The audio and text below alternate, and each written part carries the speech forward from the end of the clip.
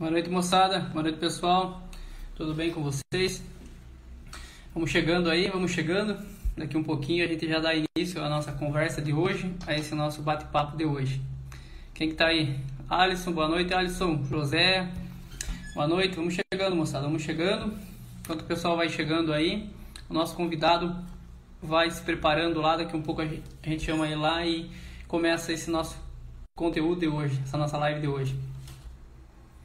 Vamos chegando. Boa noite, boa noite. Boa noite, Márcio. Boa noite, Cauana, boa noite. Fala, Luizão, boa noite. Cris, boa noite. Show de bola. Diele, boa noite. Fala, Alisson, como é que tá as inseminação aí? Josimar, fala, Josimar, boa noite. Show de bola, moçada, show de bola. Pessoal, hoje o assunto da live vai ser sobre o ciclo estral, IATF, hormônios e suas funções, beleza? Pessoal, quem tá aí já na live, compartilha a live com os amigos aí, vamos fazer essa informação chegar para bastante pessoas, beleza? Vou procurar aqui o Felipão, daqui a pouco a gente já começa. Boa noite. Top assunto, Luizão. Fala, Felipão. Buenas, tudo certo? Boa noite, tudo bom? Boa noite. Show de bola. Desenrista tá junto com a gente também, boa noite. Thalita, boa noite.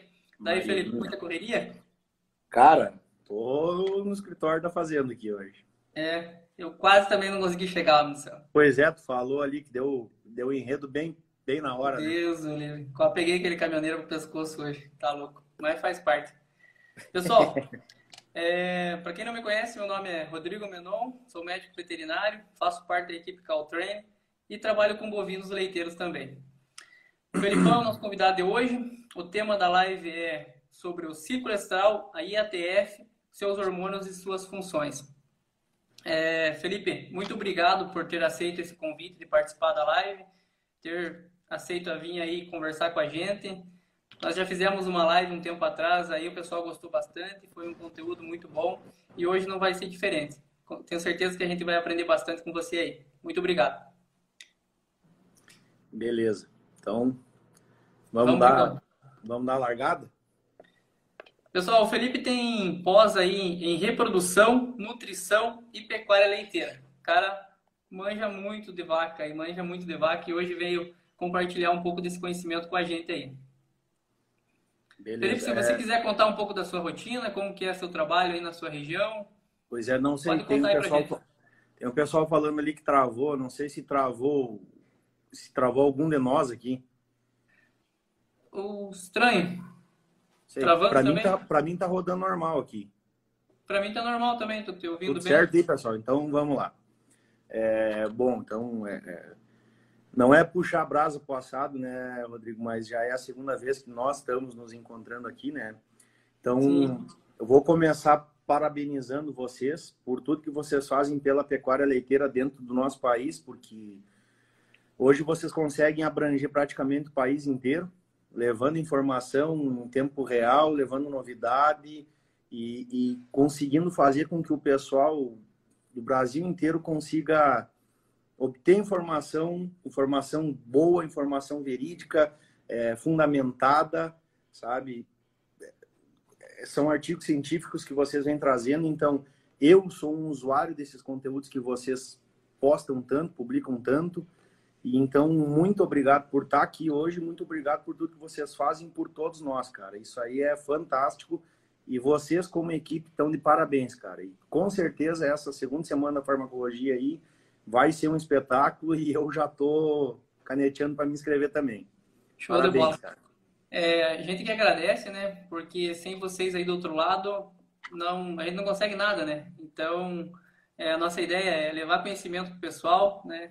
Fazer com que aquele pessoal que está chegando agora no mercado de trabalho perca o medo, né? Perca aquela insegurança. E o pessoal que já está há um tempo ali consiga cada vez mais melhorar e ficar mais firme no mercado e só melhorar a nossa pecuária aí, né? Que o Brasilzão tem muito a crescer e a gente tem que ficar entre os primeiros do mundo aí logo, logo. Mas é isso aí, cara. Parabéns pelo trabalho que vocês vêm fazendo aí com todo mundo. Vocês são parte fundamental aí no crescimento de muitos profissionais aí. Inclusive, Obrigado, Felipe. Muito show de obrigado. bola? Fico muito contente com isso. Então, vamos lá. Bom, o Luiz Fernando, acho que eu incomodo ele tanto, cara, que às vezes ele até se irrita comigo, né? Do tanto de coisa que eu peço para ele, que ele comentou ali. Vamos lá, então. Show de bola. Eu sou veterinário formado em Passo Fundo, faz uns 9 ou 10 anos, mais ou menos por aí. Fiz algumas especializações, fiz em reprodução primeiro, depois nutrição, pelos desafios que vieram aparecendo no andar do caminho, né? E recentemente fiz uma de pecuária leiteira, fiz todos pela Reagro. E desde o início da minha graduação eu já foquei para a parte da pecuária leiteira, sempre quis trabalhar com reprodução e desde o início da minha formação, ou seja, desde que eu me formei até os dias de hoje eu trabalho com reprodução. E há um tempo atrás eu trabalhava em empresa e particular também, então eu saí fora e estou trabalhando como autônomo há muito tempo aí, meio sozinho, sabe? Hoje eu estou assim, o estagiário, que ele ganhou uma folga no fim de semana, já estava tempos aí, e basicamente trabalho como autônomo, trabalho sozinho, não tenho uma equipe ainda, espero chegar um dia ali, e é isso aí, cara. Então, vamos lá, vamos tacar o pau?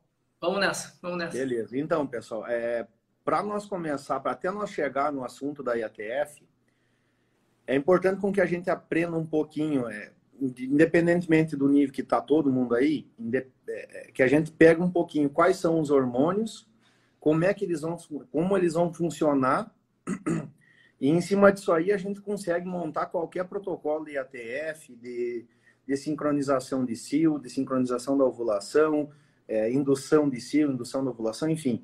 A gente tem que compreender o que são as coisas para conseguir executar elas depois, né?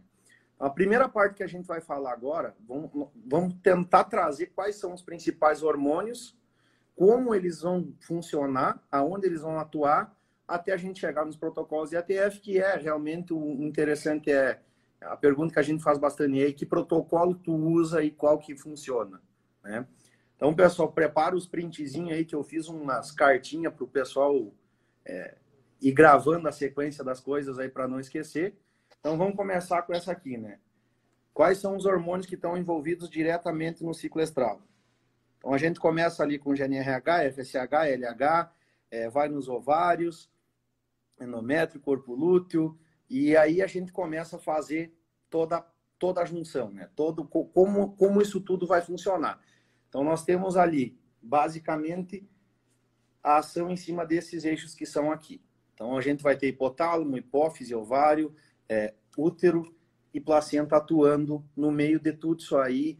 E aí, cada hormônio vai vir em cada ação, em cada sítio. E depois nós vamos pegar esse ciclo estral que vai acontecer com a vaca e transformar isso num protocolo de IATF de uma maneira mais fácil, né? Primeira coisa que a gente tem que entender, nós estamos lidando com gado de leite. Gado de leite, obviamente, o gado de corte também vai ser muito similar, mas o leite tem as suas particularidades, que é chamado de vira a câmera de frente para não ficar invertido. Ô, Mariana, eu não sei fazer esses troços aí. Então, o leite tem as suas particularidades, principalmente que se chama metabolismo. Então, tudo que envolve metabolismo, tudo que envolve fígado de vaca, acelera o processo ou complica um pouquinho o processo, né? Isso nós tivemos bem claro na primeira live da semana da farmacologia, onde é que tudo retornava e ficava em cima de transtornos metabólicos e período de transição. Depois foi batido em cima da cetose no segundo dia, e o Wagner arrematou com aquelas cirurgias e aqueles processos todos que estão relacionados a um período de transição. E que tudo envolve uma coisa chamada metabolismo e fígado. Então, isso aí é o que vai mandar em tudo para que a gente possa compreender. Nós vamos trabalhar basicamente com duas classes de hormônio dentro de toda essa farmacologia hormonal que as vacas têm. São os proteicos e os esteroides. Então, tem hormônios que vão atingir a membrana da célula e membranas que vão focar em trabalhar no núcleo da célula para que esse processo ocorra, né? Então, um vai atingir a membrana, o outro vai atingir o núcleo, vai alterar as células, vai fazer aqueles feedbacks que sai daqui, volta lá para cima, faz um feedback positivo, outro negativo. Basicamente, quais são os hormônios que nós temos que compreender a ação deles? O primeiro se chama GNRH, o hormônio liberador de gonadotrofinas, né? Ele vai ter uma ação principalmente em cima de dois hormônios, que é o FSH e o LH, que vai atuar em cima do ovário, em cima das estruturas ovarianas, né? Que vai começar lá no início com o recrutamento, seleção, dominância. E anterior a isso já tem toda a parte da foliculogênese, que é aqueles folículos que vão se tornar os primordiais ou os primários. Então, é aquela parte da transição, aquele folículo que entrou na onda ovulatória agora, ele já começou a ser preparado pela vaca 50, 60, até 90 dias atrás. Então, isso aí é interessante da gente compreender quando a gente vai trabalhar com um PEV de 40, 50 dias, preconizando com que esses animais sejam inseminados mais cedo, e entender que esses folículos que vão ser ovulados nesse protocolo de ATF passaram por um processo de transição, ou agora que nós estamos saindo do verão, passaram por um processo de estresse térmico. Basicamente, nós vamos trabalhar em cima desses hormônios. Então, GNRH, FSH, LH, estrógeno, inibina estrógeno, né? Tem outros envolvidos ali. E aí vai continuar o ciclo estral normal, ou a vaca prenha, ou a vaca vazia. Então vamos lá, né, pessoal? Começando, GNRH. O que ele vai fazer? Ele vai atuar... Vamos começar a falar do ciclo estral. Como é que ele vai trabalhar? A primeira parte dele, ele vai atingir um hormônio chamado hormônio folículo estimulante, que não vai parar nunca durante o ciclo estral. Mesmo com a vaca prenha, ele vai estar funcionando em níveis basais, mas ele vai estar ali. Então, o GNRH está aqui, o FSH está aqui. Ele vai estimular esse hormônio aí lá no ovário e fazer uma coisa chamada recrutamento, seleção, e vai levar um folículo à dominância. No meio disso, nós temos que entender duas coisas. Qual é a categoria animal que nós estamos trabalhando? É novilhas ou são vacas em lactação? Vacas em lactação que consomem acima de 22 quilos de matéria seca, normalmente possuem duas ondas foliculares de aproximadamente 11 dias. Novilhas com um metabolismo menos rigoroso ou menos acelerado possuem, em média, 3 ondas foliculares de aproximadamente 7 dias. Isso aí a gente já pode casar futuramente, dentro dessa live, com protocolos de 11 dias, 10 dias, ou com um COSING, que é um protocolo que está em alta hoje, né? Que é um protocolo de 7 dias que a gente vai utilizar muito em novilhas também, beleza? Então vamos lá. Função que o GNRH vai ter. Primeira coisa, depois vocês viram o troço lá e tiram o print, tá? Então ele vai ter, primeira função dele, estimular os hormônios folículos estimulantes. Então ele vai fazer o FSH trabalhar ou o LH ovular. O GNRH tem duas funções. Ou ele vai fazer a ovulação, ou ele vai fazer a luteinização daquele folículo que ovulou. É isso aí. Ele possui uma vida, uma meia-vida. Então, para a gente basilar, o que é meia-vida? É o tempo em que a metade das células se tornam inativas no organismo. Muito curta, aproximadamente 5 minutos. Mas ele vai induzir uma ovulação 8 a 16 horas após a aplicação dele. E é isso aí. Quando eu vou utilizar ele no momento da inseminação, cerca de 2 a 4 horas depois, ele vai fazer um pico de LH e esse pico de LH vai induzir a ovulação. Então, ele é um veículo que vai estimular um outro hormônio. Esse é o caminho dele. Saindo dali, o GNRH vai trabalhar em cima do FSH e LH, como eu já falei, e aí a gente entra na particularidade do FSH. Como o nome já diz, FSH, hormônio folículo estimulante. Ele vai lá no ovário, vai fazer um recrutamento. Recrutamento é o pegar um monte de gente para fazer um serviço, selecionar alguns e ficar só com um bom. Resumindo, é isso. Selecionou alguns, recrutou vários, selecionou alguns, e um desses alguns se destacou e foi crescendo até se tornar um folículo dominante. Como esse folículo se torna dominante, isso é uma coisa que não é muito bem explicada.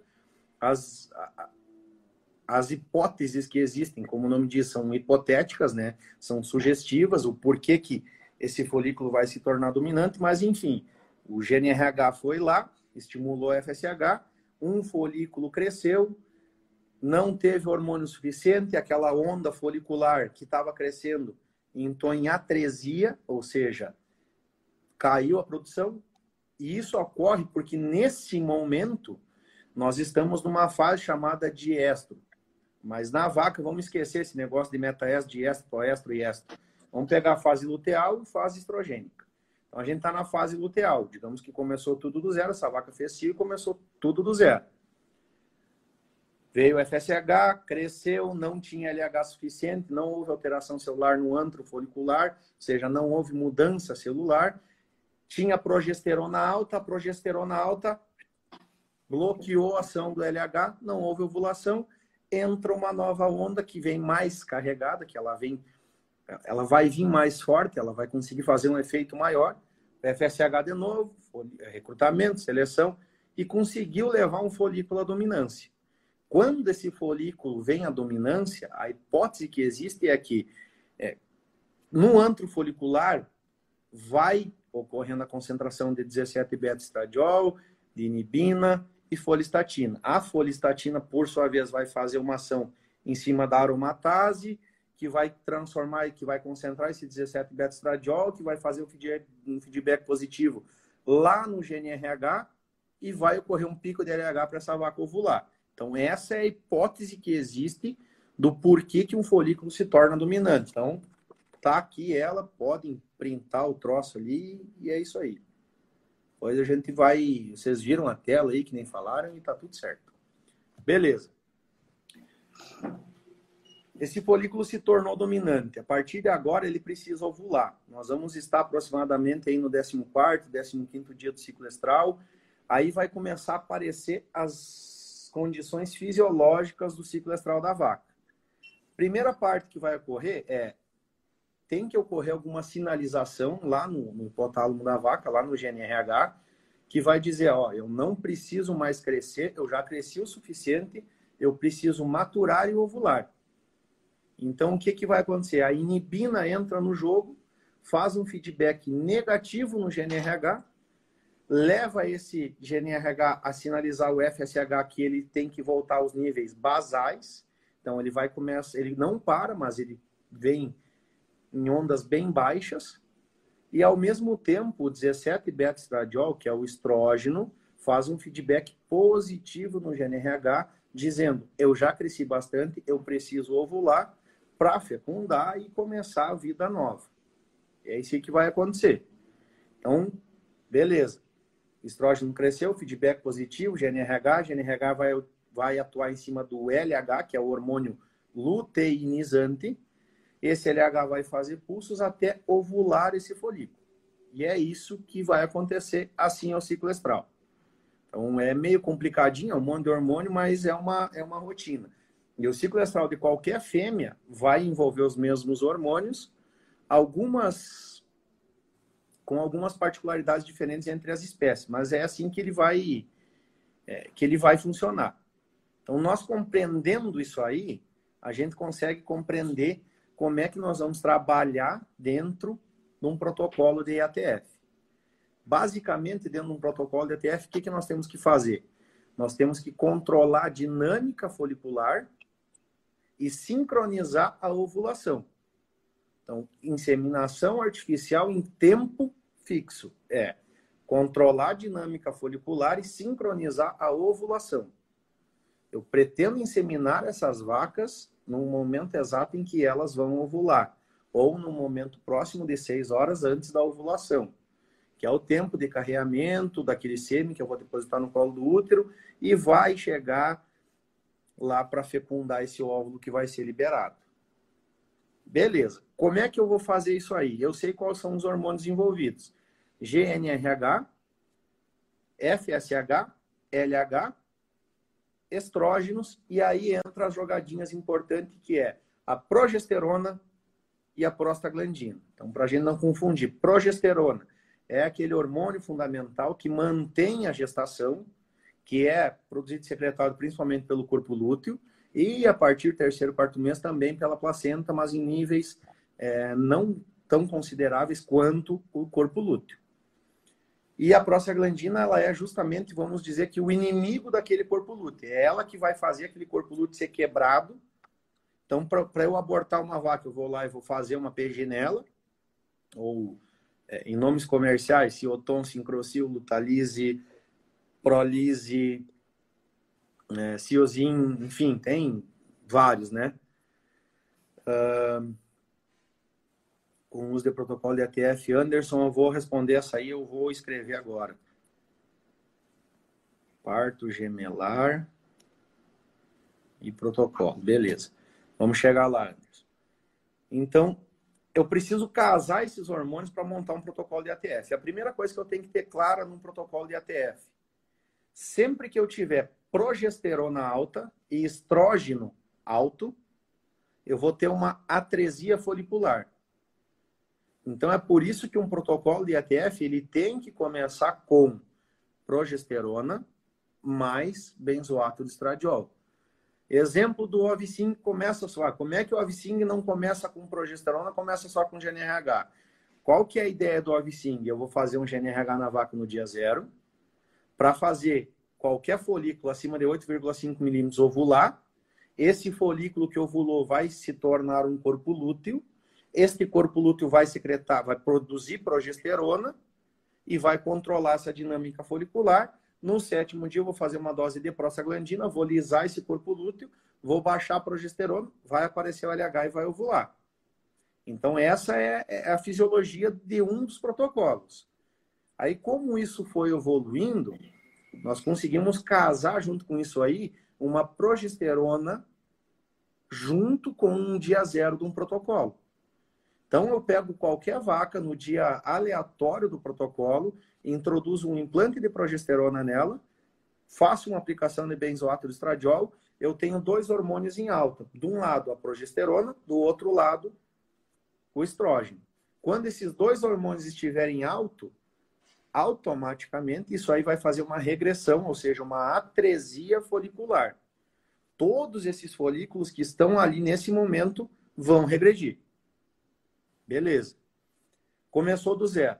Se eu trabalhar com um GNRH junto no momento, no dia 0 do protocolo, vai mudar um pouquinho. Para que a gente entenda o que está acontecendo. Quando eu coloco o implante, aplico o benzoato, essa atresia vai ocorrer dentro de 24 a 48 horas e uma nova onda folicular vai emergir em torno ali do 3º dia para o 4º dia.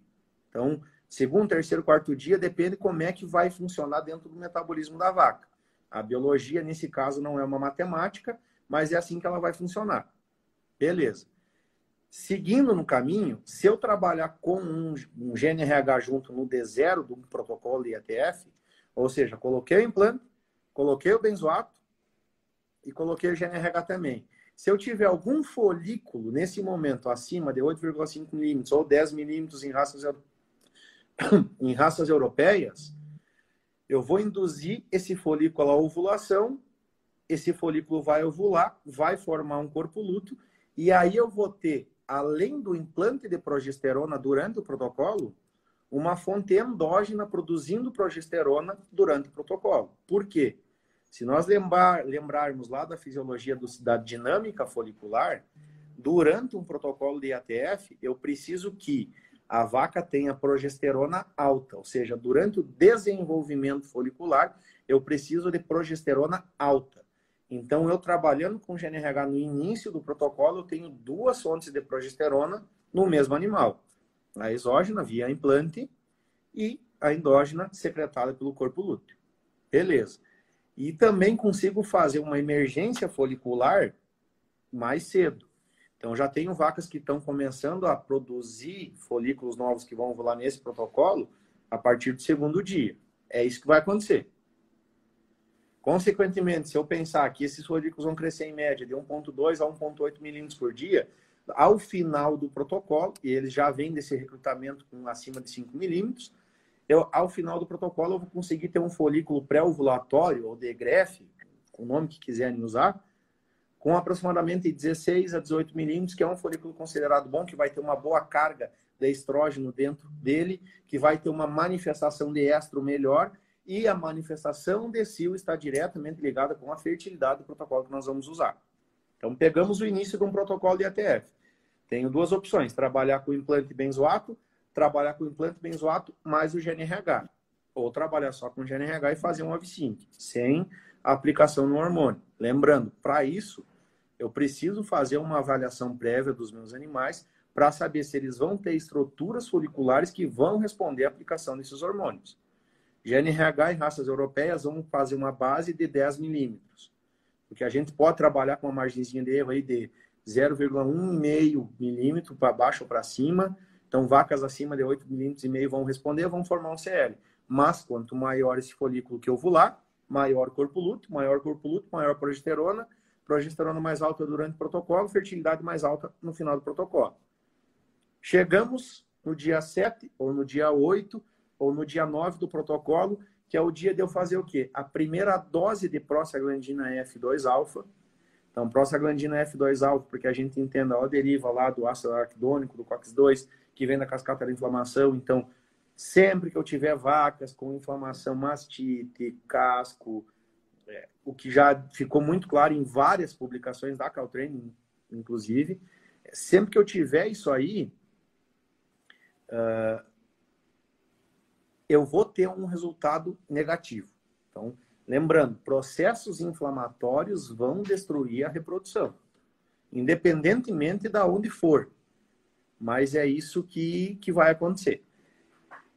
Dia 7, 8 ou 9, vou fazer a primeira dose de prostaglandina para fazer o quê? Fazer a lise ou a quebra desse corpo lúteo que está lá no ovário da vaca, produzindo e secretando progesterona, mantendo essa vaca como cíclica. E lembrando, para a gente classificar a vaca dessa forma, ela tem que ter acima de 1 nanograma por decilitro de sangue de progesterona. É isso que vai acontecer. Eu posso ter um corpo lúteo lá e ele ser um corpo lúteo que não está tendo função nenhuma. Mas tem que ter um corpo lúteo funcional. E outra coisa que é importante eu saber, esse corpo lúteo que está presente no ovário, ele só vai responder à ação de uma prostaglandina a partir de 5 dias de vida ou de formação. Por que isso ocorre? Porque anterior a isso ele não tem sítio de ligação para fazer a ligação com a prostaglandina, então ele não vai fazer a lise do corpo lúteo. Tem termo mais técnico, mas vamos direto no assunto. Você já parou para pensar se existe estresse nos animais da sua fazenda e se você está perdendo com isso? A Nutricorp possui o Securi Cattle, que atua em vários momentos dentro da fazenda, como desmame, mochação, mudança de lote, transporte e período de transição de vacas leiteiras. Aí tem protocolos que vão variar entre uma aplicação de prostaglandina ou 2 aplicações de prostaglandinas no final do protocolo. Eu, Felipe, particularmente, prefiro sempre trabalhar com 2 aplicações de prostaglandinas. Por quê? Existe um número que é fisiológico que cerca de 30% das vacas não respondem a somente uma aplicação de prostaglandina. Então, num protocolo de ATF, normalmente 30% dessas vacas não vão responder à ação da primeira dose de prostaglandina. Então, eu repito essa dose de prostaglandina para ter, pelo menos, a certeza ou uma acurácia de que 70, 90, 80 ou 90% dessas vacas vão ter lise de corpo lúteo. Porque se eu tiver presença de corpo lúteo no momento da inseminação, esse meu protocolo foi para o pau. O que acontece? Progesterona alta, atresia folicular. Progesterona alta, bloqueio de GNRH, não tem pico de LH, a vaca não vai ovular no final do protocolo. Então, na primeira simulação, estou com um protocolo aí de 10 dias e 3 manejos, né? Muito usado em gado de corte. D0, coloquei implante, apliquei benzoato ou benzoato e GNRH. No 8º dia eu vou lá, tiro o implante da vaca, então tiro a fonte exógena de progesterona, aplico uma dose de prostaglandina e posso fazer nesse dia um benzoato ou nesse dia um citonato ou no próximo dia um benzoato estradiol. Aí a gente vai na parte do final do protocolo e vamos entender qual que é a ação deles em cada parte da vida da vaca ali, no final do protocolo de ATF. Pensando que nós vamos trabalhar nesse primeira simulação, é um protocolo de 3 manejos, 0, 8, 10. Vou inseminar as vacas com 10 dias. No dia 8 do protocolo, saquei o implante fora, tirei o implante, apliquei uma dose de prostaglandina na vaca para alisar aquele corpo lúteo que estava ali durante o desenvolvimento folicular, né? E apliquei uma dose de cipionato de estradiol. Vou inseminar a vaca no dia 10, 48 a 56 horas após a remoção do implante. Essa é uma opção. A segunda opção que a gente pode fazer 1 milhão de simulações aqui. Dia 10, dia 8, tirei o implante, apliquei uma dose de PG. No dia 9, eu vou fazer uma dose de benzoato de estradiol e no dia 10 eu vou inseminar. E aí eu posso trabalhar tanto com uma inseminação de acordo com a manifestação de cio ou com um protocolo IATF fixo.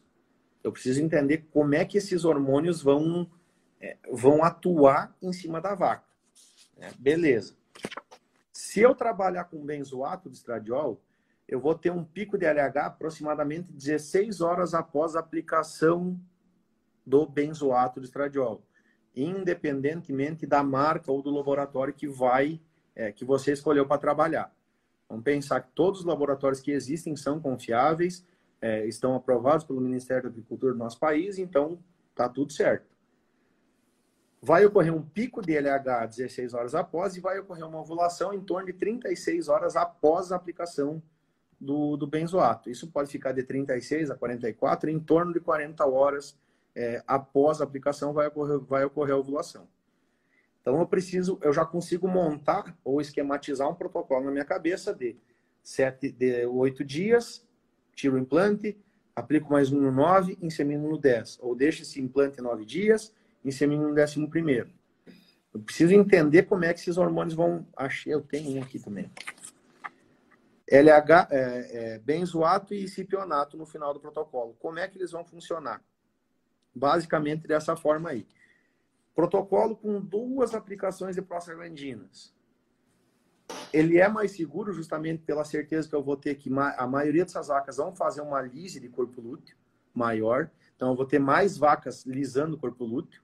Isso é extremamente positivo. Então tem uma dose que pode ser feita no D7 e no D8, ou no D7 e no D9, se meu protocolo for de 10 dias ou 11 dias. Eu posso fazer elas D7, D8, D7 e D9 do protocolo, no dia 7 ou no dia 9 do protocolo. E aí, o final do protocolo eu posso escolher. Vou trabalhar com cipionato ou com benzoato também. Lembrando, benzoato, em torno de 40 horas para ovulação. Cipionato, estradiol, vai ocorrer uma ovulação em cerca de 48, 56 horas depois, podendo prorrogar até 72 horas após a aplicação dele, de acordo com o metabolismo do animal que nós estamos trabalhando. Por isso que é importante saber quais são as vacas, como é o rebanho, qual é a produção desse rebanho e como é que está trabalhando esse rebanho. Porque se eu tenho uma exigência mais baixa, um metabolismo mais baixo, um consumo mais baixo de matéria seca, muito provavelmente essas vacas vão ter 3 ondas foliculares. Rebanhos com mais leite, que produzem mais, que consomem mais, que tem um desafio metabólico maior, aproximadamente 2 ondas. Então, lembrando da fisiologia, que é o básico de qualquer protocolo. Tá? Lembrando, aí eu usei 2 doses de prostaglandina. Comecei o protocolo da mesma maneira que os outros. Fiz uma dose no D7 e uma no D8, ou uma no D7 ou no D9 de prostaglandina. E no final do protocolo eu vou escolher, ou vou utilizar o cipionato de estradiol como um indutor de ovulação, para fazer pico de LH e fazer essa vaca ovular, ou vou usar o cipionato de estradiol como indutor de ovulação para fazer pico de LH e fazer essa vaca ovular. São os 2 caminhos que eu tenho. Mas e se eu usar o ECG no final? Aí eu vou entrar numa particularidade minha, depois, Menon, gostaria que fizesse os comentários de vocês aí também. Eu não trabalho com ECG em gado de leite. Não trabalho com ECG em gado de leite. Se nós formos a fisiologia básica ali, são ésteres, né? Beleza. Vaca que produz muito tem muito LH. Possui muito LH. Por que uma vaca que tem muito LH não ovula? O que vai fazer o bloqueio dessa ovulação? Balanço energético negativo, estresse térmico, que é o principal de todos. Então vai ter cortisol, cortisol vai bloquear GNRH, vai bloquear pico DLH, essa vaca não vai ovular, né? E estresse de manejo geral. Então são as coisas que vão bloquear LH. Mas vaca que tem score de condição corporal adequado, uma dieta adequada, que está num ambiente adequado, que tem conforto, principalmente térmico, não vai insistir simplesmente do nada. Se tem um controle de micotoxina, tem um controle de ambiente, tem um controle de alimentação, o protocolo foi bem conduzido, vai ocorrer tudo certo. Então, eu, Felipe, não trabalho com ECG em gado de leite. Não tenho o costume de usar. Considero também que encarece demais o protocolo ECG, mas funciona. E em gado de corte, eu sempre trabalho com ECG. Então, para fazer esse pico de LH no final do protocolo, vai funcionar muito bem. No corte, eu não trabalho sem ECG, mas no leite eu não uso. Então, o ECG é gonadotrofina coriônica. O ECG vai ser a gonadotrofina coriônica equina. Ele vai ter uma ação similar a LH, então vai fazer uma indução de ovulação, vai fazer um pico de LH. E se eu utilizar ele no 5º dia, eu ainda posso trabalhar ainda como um hormônio que vai ajudar um hormônio folículo estimulante. Beleza. Aí sim, Jetson, para TETF pode-se trabalhar, mas para receptora, eu quero correr de vaca, de par de melar em vaca e novilho. Então, eu não pretendo não trabalhar. A gente não costuma usar também o ECG, principalmente pelo custo dele também, né? Ele vai encarecer demais o protocolo, né, Rodrigo? Encarece muito. Fica inviável, né? E os outros protocolos funcionam bem, né? Sem o ECG, segue o baile, né? Cara, pode até falar mais um pouquinho para dar tempo de eu dar uma lubrificada na garganta aí. Se quiser já ir fazendo alguma pergunta que tem esse caminho no meio, vamos lá. Vamos começar com as perguntas aí, então. Deixa eu voltar um pouco aqui. Uma pergunta da Yumara aqui. Pessoal, antes de começar as perguntas aqui sobre a live, quero responder umas perguntas que o pessoal mandou lá no direct do Insta da Cal. Pessoal perguntando sobre o valor do nosso curso, que é o de farmacologia aplicada à bovinocultura, né? Então, ainda não posso falar o valor exato, mas o que eu posso falar para vocês que é o seguinte: guarda R$2.000 aí, que vai sobrar troco para vocês tomar umas cachaça, tomar umas pingas aí no final de semana, beleza? Outra dúvida também aonde vai ser a inscrição para o curso, né? Então, a gente vai divulgar, fiquem tranquilos aí antes da liberação para inscrição do curso, a gente vai divulgar aí no WhatsApp, no Telegram, no Instagram, e todo mundo vai ficar sabendo de como que vai ser essa inscrição para o curso. E se ficar alguma dúvida, pessoal, lá nos stories do Instacal aí, tem uma caixinha de perguntas, vocês podem mandar lá suas dúvidas a respeito do curso, que a gente vai responder. Ou qualquer outra dúvida, pode mandar lá também, que a gente está aí para responder. Então, uma pergunta aqui da Ilmara. Considera qual produção, litros de leite, para considerar a alta ou baixa produção, para iniciar um protocolo. Eu acho que é sobre isso, né? Então, beleza, vamos pensar em 18 litros de leite para uma raça Jersey e vacas que estão pesando aí em torno de 400 quilos de peso vivo. É bastante leite, né? Então, a gente tem que entender o rebanho, sabe? Se for um rebanho que está com 28, 30, 35 quilos de leite, é um rebanho que tem um desafio metabólico grande. Lembrando que para eu fazer 1 litro de leite, só vai circular em torno de 400 litros de sangue naquela glândula mamária lá, tem que ter um metabolismo que está a toda a pata. Então, entender qual é o rebanho é a primeira parte de tudo. E não só o rebanho, entender como são as instalações das fazendas. A primeira parte para o sucesso da IATF, quando nós que já temos esse conhecimento da IATF, nós formos aplicar isso aí dentro de uma fazenda, é saber se a fazenda tem condições de infraestrutura, se tem um pessoal que está treinado, ou se você não deu treinamento para esse pessoal, tenha que dar, porque a IATF tem hormônios, tem horários. Então é em cima disso aí que nós vamos trabalhar. É muito mais importante a gente fazer essa sequência de higienização do implante, da vulva da vaca, inserir um implante bem inserido, sem lesionar a vagina, sem causar uma vaginite por estar botando um implante sujo lá dentro, trabalhar com agulhas e seringas limpas, não misturar hormônio, seguir criteriosamente os horários estipulados, né? E aí, em cima disso aí, porque uma coisa, eu me esqueci o nome da pessoa que fez a pergunta, uma coisa que você pode ter certeza é que o protocolo em si vai variar muito pouco a taxa de concepção de protocolo para protocolo, se ele for bem executado. Existem predisposições. Eu prefiro trabalhar com um protocolo de 11 dias. Eu não gosto de trabalhar com cocinha e novilhas porque, para mim, nas fazendas que eu atuo, foge do manejo da fazenda. Mas aqui funciona muito bem. E vocês rodam muito bem ele, né? Eu já sei que vocês rodam ele aí fantasticamente bem. Eu já vi o Johnny postando resultados aí da fazenda também. O Luiz também postando resultados. E é tudo com cocinha e novilhas que rodam fantástico. Até fazendo que eu trabalho, a gente não consegue rodar ele ainda também por causa de manejo, entendeu? A gente usa boa parte das novilhas para receptora, né? Para receber os embrião ali. Então tem que casar ali com a transferência de embrião, né? Com as doadoras para a gente conseguir aproveitar as novilhas, né? Ou teria que fazer uma outra coleta, um outro dia para fazer só as novilhas, né? Mas daí vira em correria.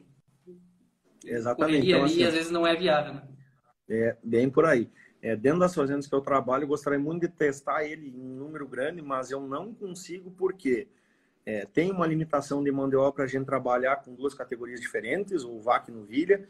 Então, se eu conseguir matar todo o manejo num dia só das vacas e das novilhas, facilita para quem está executando. Então, isso é uma coisa que nós temos que pensar. Quem que está dentro da fazenda que vai executar o protocolo? Porque na minha região, pelo menos na minha realidade, é uma pessoa que tem que fazer várias atividades dentro da mesma fazenda. Então, quebrar a rotina dela pode atrapalhar, sabe? Com certeza. Eu prefiro trabalhar com um protocolo igual para vacas e novilhas por questão de manejo. Para mim, funciona bem também. Legal. Aqui a gente considera, assim, Felipe, vacas de alta produção acima de 40 litros, aquele lote de alta, a gente usa um implante novo, né? E abaixo disso a gente consegue trabalhar com um implante de segundo uso, ou nesse lote de alta, ele acima de 40 litros, 2 implantes de segundo uso, para iniciar o protocolo. E nas novilhas a gente procura utilizar um implante de terceiro uso, né? Um multidose ou um monodose ali nas novilhas, né? E não foge muito do protocolo das vacas. Pela sensibilidade da progesterona, né? Isso aí. Então, é importante a gente frisar, então, implantes de alta concentração de progesterona. A novilha tem uma certa sensibilidade à progesterona, então isso aí pode esculhambar, vamos falar assim, o ciclo estral dela e vai bloquear outros hormônios, né, como FSH e LH, e pode não funcionar. Mas é importante que a gente consiga trabalhar com uma fonte de progesterona mais baixa, então implante de segundo uso, um implante de 0,5 miligramas aí de progesterona, que vão ter uma pancada de progesterona mais baixa na novilha e que vai conseguir fazer ela rodar tranquilamente. Show de bola. É importante falar.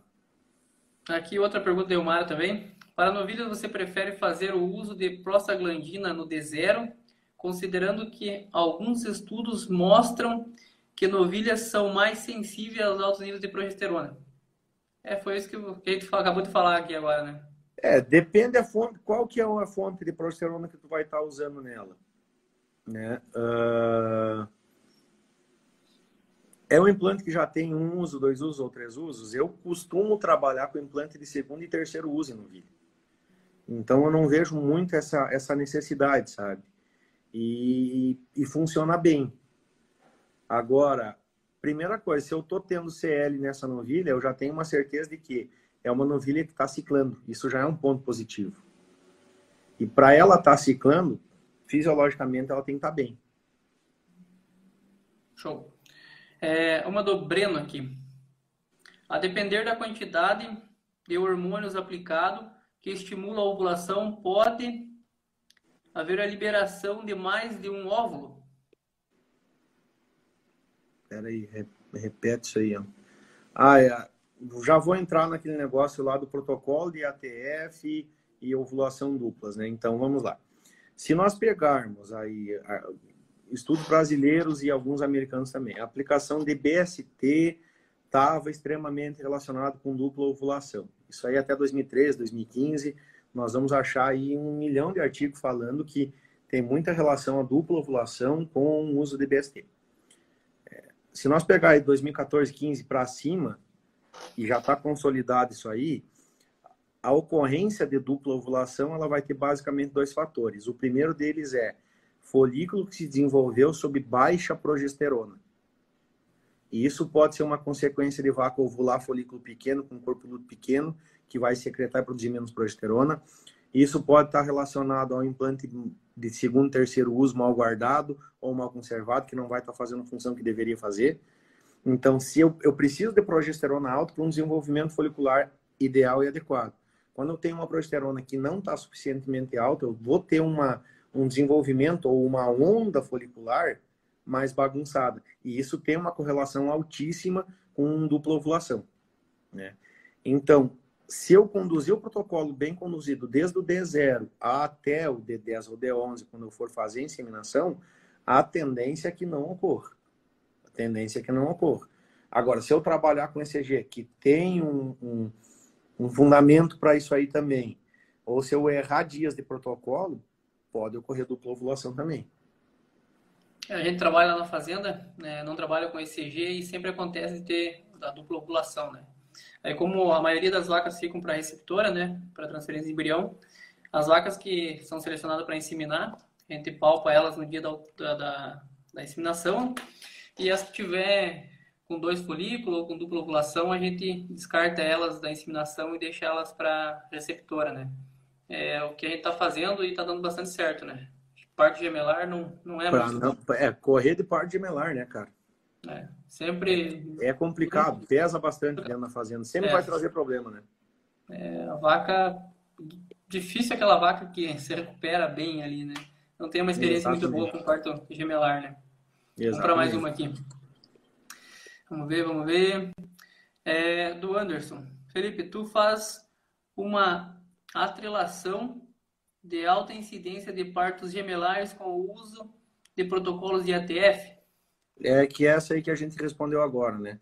Mais com protocolos com baixa progesterona, então a correlação dessa dupla ovulação tá ligada também a vacas que tiveram esse desenvolvimento folicular sob baixa progesterona. Mas não correlacionando, não. Show de bola. Verão, vaca saindo de janeiro, fevereiro, que vai parir em novembro, dezembro, geralmente ocorre mais parto gemelar. Então, geralmente, nós vamos pegar a vaca aí até o mês de maio, junho, que vai parir entre novembro a março. Se nós for pegar, isso já, eu não sei se existe estudo, mas eu tenho esse levantamento, a maior parte dos partos gemelares estão aí. Então, são folículos que se desenvolveram sob estresse térmico, são vacas que tiveram protocolo de ATF sob estresse térmico, são vacas que tiveram protocolo de ATF, lembrando, progesterona, hormônio esteroide, metabolização no fígado, fígado acelerado, vaca mandando leite, vai ter uma metabolização maior, consequentemente, pode ter uma tendência a ter uma dupla ovulação. Mas esses números de partos gemelares durante o verão, eu tenho comigo e realmente acontecem mais do que no inverno. Show. Aqui o Castro Civil. Quando o cio é normal, inseminamos após a vaca ficar quieta. Na IATF não precisa esperar passar esse comportamento de monta? Não, inseminação artificial em tempo fixo. Tempo fixo. Você trabalhou com IATF, você vai inseminar ela de acordo com o protocolo de IATF. É a única coisa que eu faço. Se nós pegar o mesmo protocolo de 10 e 11 dias, tanto aqui quanto nos Estados Unidos, a gente vai ver uma característica de inseminação dos 11 dias mais próximo a 56 horas. E a gente trabalha mais próximo a 48 horas. O que eu faço? Quando eu uso semi-sexado, eu insemino mais próximo de 56 horas. Existe uma hipótese de que a sexagem faz uma pré-capacitação no sêmen. Então, quando eu uso sexado, eu insemino mais próximo de 56 horas do que de 48. A gente faz isso também, atrasa um pouco a inseminação com o semi-sexado. E dá bem certo, né? Tá dando certo para nós aqui. Aqui o Josimar. Um abraço, Josimar. Colega nosso, amigão aí. Dos teus resultados, tu costuma usar benzoato ou benzoato mais GNRH no início do protocolo? Qual é a diferença de resultados que você consegue, que você tem? Cara, eu sempre... É assim, ó, primeira coisa, eu não sincronizo vaca com score baixo ou com que a gente chama aqueles ovários de amêndoa, o pequeno liso e duro. Eu não sincronizo vaca assim, eu não rodo vaca para IATF que não tenha folículos maiores que 8 a 10 milímetros ou que não tenha corpo lúteo. Então, se tem folículo acima de 10 milímetros, eu jogo todo mundo para IATF com o início com GNRH. Para quê?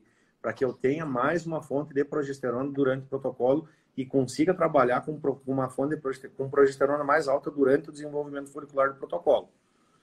Então, basicamente, em quase todos os lugares eu rodo o GNRH mais benzoato no D0 associado a uma fonte de progesterona. É uma opção que eu gosto mais de trabalhar assim, sabe? Até o TCC da Jéssica, da minha namorada, ela fez uma revisão bibliográfica bem grande sobre o início do protocolo assim, com GNRH mais benzoato e progesterona ou não. E, cara, todos os estudos são mais favoráveis, ou dá 2, 5, 8% de concepção a mais. Se nós formos trabalhar num rebanho maior, esses 5% de concepção a mais podem refletir um número grande de vaca também, né? Então, eu prefiro trabalhar dessa forma. Se eu não tenho nenhuma estrutura naquele ovário, ou tenho uma vaca que está com score baixo. Bueno, está com score baixo, a primeira coisa, vamos consertar esse score e score se conserta com boia, né? O período de transição ali, os menos 21 mais 21, a secagem até a data que eu estou resolvendo botar essa vaca na reprodução já passou. Não tenho mais como voltar no tempo. Mas eu posso fazer essa vaca melhorada, condição de score corporal, para daí incluir ela no protocolo de IATF. Ou se a vaca está subindo score, mas porque reprodução é uma parte de luxo da vaca. Ela vai reproduzir quando a saúde dela estiver boa. Essa parte a gente tem que ter consciência disso. Depois disso aí, a gente pode trabalhar com uma pré-sincronização. E aí sim, a pré-sincronização, eu já tenho bastante números sobre isso aí, funciona muito bem, cara, muito bem mesmo. Sabe? Então, trabalhar com uma pré-sincronização e depois largar a vaca para IATF vai rodar muito bem.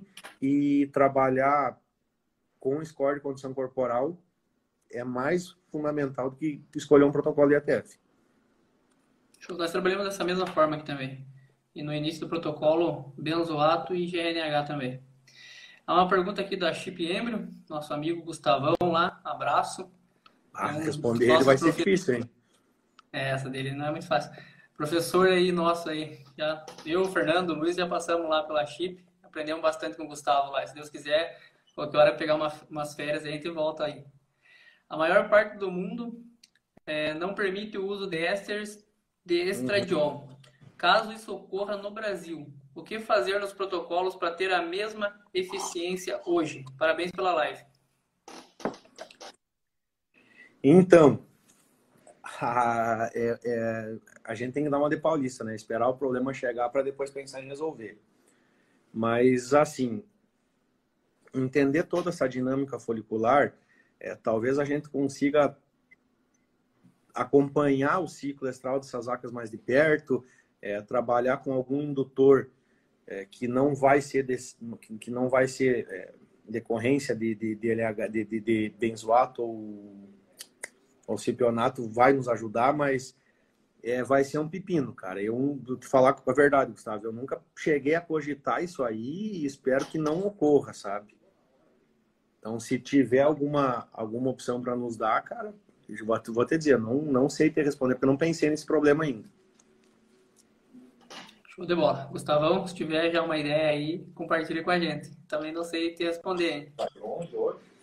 Tô ao vivo aqui. Okay. Mas no Instagram aqui. Chegou o dono da fazenda aqui agora. Não. Não, é o dono da fazenda. Ao vivo no Instagram aqui agora. Beleza, vamos lá. Pode tocar o pau aí. Então aqui o Lucas. Qual é a experiência quanto ao uso de 2 manejos de PG? Qual? Qual a tua experiência quanto ao uso de 2 manejos de PG? Cara, eu não trabalho sem 2 manejos de PG. A gente também aqui pode ser algum. Sempre faz os 2 manejos de PG e o protocolão roda bonito. Não trabalho sem 2 doses. O pessoal tá pedindo bastante aqui, Felipe, para você compartilhar depois teus esqueminha aí, se não tiver problema. Não, beleza, vamos lá. Beleza, depois a gente pega umas fotos aí com você e compartilha pro pessoal aí. Show de bola. Eu mando ali, posto lá e tá tudo certo. Beleza, aqui, ó. Boa noite, Felipe. Em vacas com CL em D0, começando o protocolo à base de benzoato, tem notado luteólise em D7. Deste CL existente se avalia? Entendeu? Se a vaca tá com CL no D0 e eu comecei o protocolo mesmo assim, e se eu avalio essa vaca no D7 ou no D9? Aqui, ó. Felipe, em vacas com CL no D0, começando o protocolo à base de benzoato. Tem notado luteose no D7? Aí, deste CL existente, se avalia? Eu não entendi muito bem. Bom, primeira coisa, eu já vou responder por avaliar, não avalio no D7, porque geralmente no D7 eu não estou dentro das fazendas. Então, o protocolo de ETF ele vai ter que rodar automaticamente. Eu não trabalho só numa fazenda, então não tem como a gente preconizar isso aí, sabe? Mas eu aposto em cima das 2 doses de prostaglandina para fazer lise desse e de algum CL que possa ter sido formado. Ah, não, mas não usou o GNRH no início, né? Então, aposto em cima das 2 doses de prostaglandina. Essa é a confiança, né? Sobre a aplicação de PGF no D0, qual a sua opinião? Para novilha? Beleza. Show. O Danilo aqui, pensando nisso, é mais vantagem fazer GNH na hora da inseminação em situação de estresse? Cara, situação de estresse tu já teve cortisol, filho. Já bailou tudo, sabe? Não existe tratamento hormonal que vai resolver problema de conforto térmico. Essa é a primeira coisa que a gente tem que entender. Conforto térmico é uma premissa para a saúde, para a produção de leite e aí sim para a reprodução. A reprodução ela é uma peça de luxo da vaca. Então, se nós tivermos estresse térmico no momento ali, cara, não vai funcionar não. Beleza. Aqui, outra pergunta. Recomenda o uso de algum mineral injetável em gado de leite? Para melhorar a parte reprodutiva? Provavelmente vai ser vitamina A, vitamina D e vitamina E, que vai estar diretamente, alguma coisa de selênio também, que vai estar diretamente ligado à função hormonal e à função ovariana também, que vai estar ligado diretamente à fertilidade das vacas, mas já vou te dizer, cara, não faço isso porque se eu fizer isso aí só no manejo, a perca de prenhez que eu vou ter lá entre os 30 a 60 vai ser maior. Então, não adianta eu dar condição só no momento da concepção e esquecer dessa vaca depois. Então, a suplementação mineral e vitamínica ela tem que ser constante, principalmente pelo aspecto de saúde, que a saúde é o prato principal. Vaca com saúde produz, vaca com saúde reproduz. Basicamente isso aí. A William aqui ele pergunta da pré-sincronização em vacas, se você utiliza em algumas propriedades. Você já respondeu o que faz, né? Que Sim. Utiliza.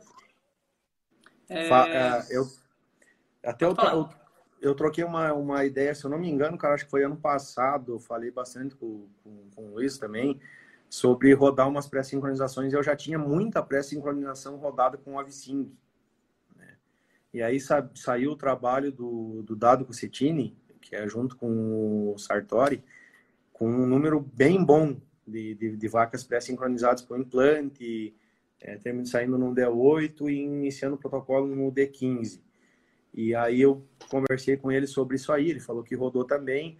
Eu já tenho alguns números também já rodados dessa forma e rodados com uma pré-sincronização através de um Avicing. E, cara, funciona muito bem. A pré-sincronização, ela funciona muito bem.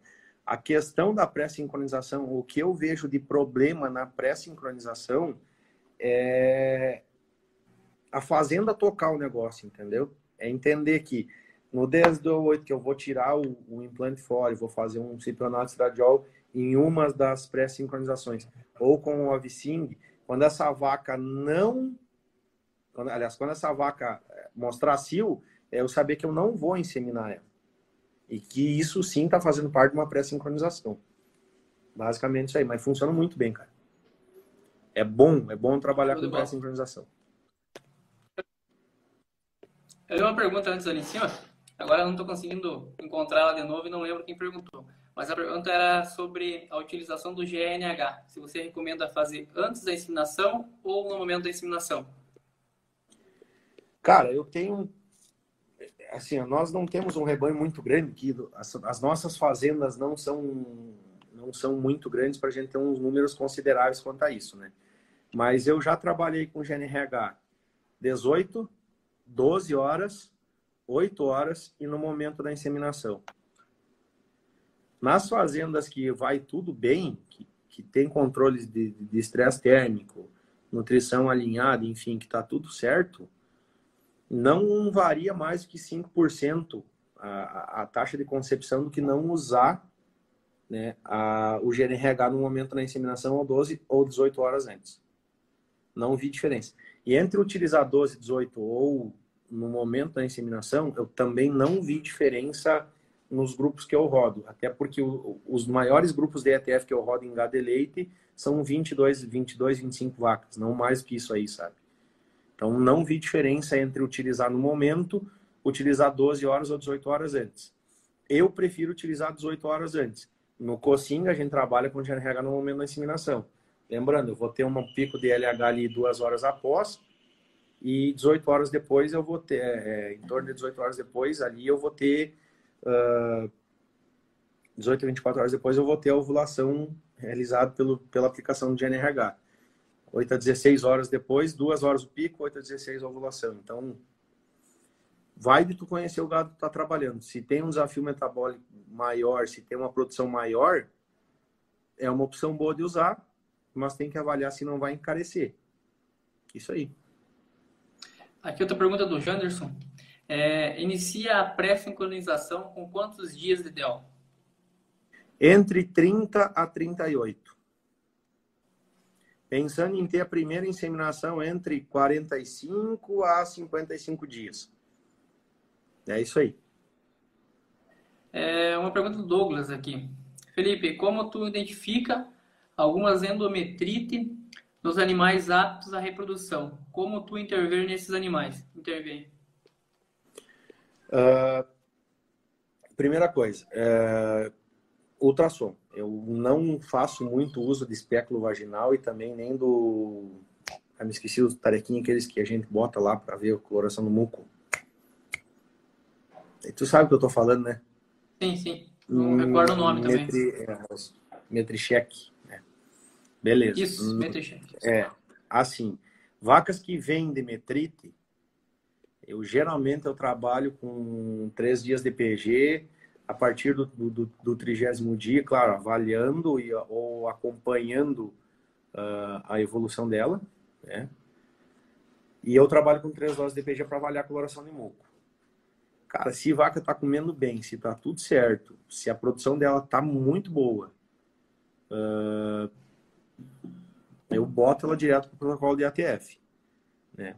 Se eu vi presença de alguma linha hiperecogênica dentro do útero, eu trabalho primeiro com uma indução ao cio ou uma pré-sincronização e posterior ATF. E aí sim eu vou avaliar se essa vaca necessita de um tratamento via infusão uterina ou não. Mas eu não sou fã de meter troço para dentro de vaca a varrer assim, não. A gente também utiliza ultrassom aqui para avaliação e no pós-parto imediato, essa vaca tem bastante cuidado com ela, né? E ter certeza que ela vai chegar ali para pré-sincronização com o útero top, né? Sempre a gente está avaliando ali com 15 dias, 20 dias essas vagas, como que está essa regressão do útero, como que está aquele muco ali também, né? Felipe, eu vou ler mais uma pergunta. Dependendo da rotina da fazenda, a avaliação desses animais que vão estar dentro do PEV tem que ser rotineira, né? Não sei a cada quanto tempo cada veterinário vai visitar a fazenda, mas enfim. Avaliar esses animais tem que ser rotina. Animais que estão dentro do PEV, cara, tu tem que estar avaliando. Referência semanal, se conseguir, né? A Datalita ali, ela já perguntou. Da propriedade, não tem como. A Thalita perguntou ali, já acho que é a segunda vez que ela fala da PG 2 vezes em gado de corte. Se fosse possível, sim. Tem que ver se a fazenda vai conseguir fechar um lote de gado de corte 2 vezes para fazer o mesmo manejo. É um pepino, né?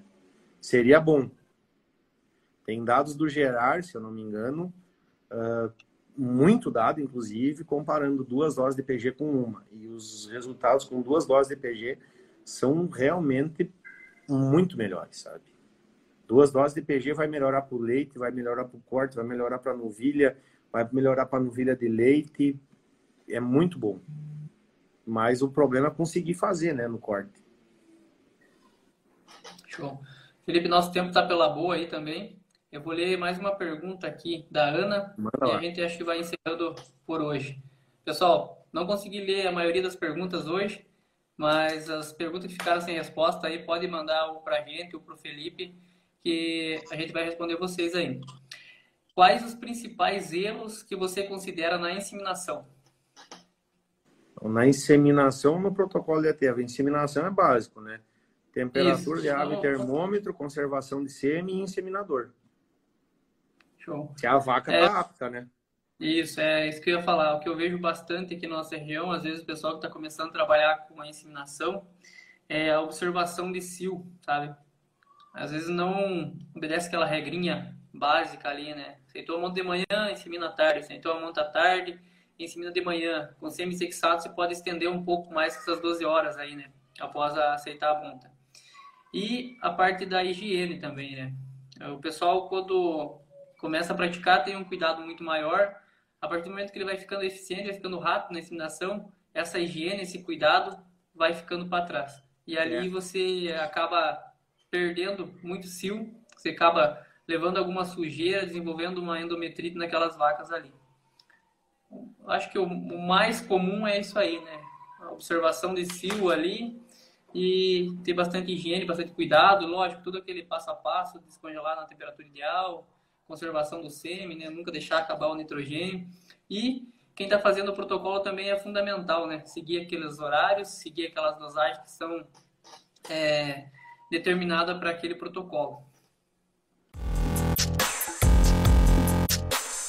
O Securi Cattle é análogo à substância apaziguadora bovina, podendo ser utilizado em qualquer momento do ciclo produtivo, pois atua na redução dos efeitos negativos do estresse, promovendo o bem-estar animal. Além disso, o produto possui aplicação fácil, sem ser injetável, de uso tópico com um período de ação de 15 dias. A adoção de tecnologia simples e com efeito comprovado minimiza o estresse causado por manejos rotineiros e gera bons resultados ao rebanho.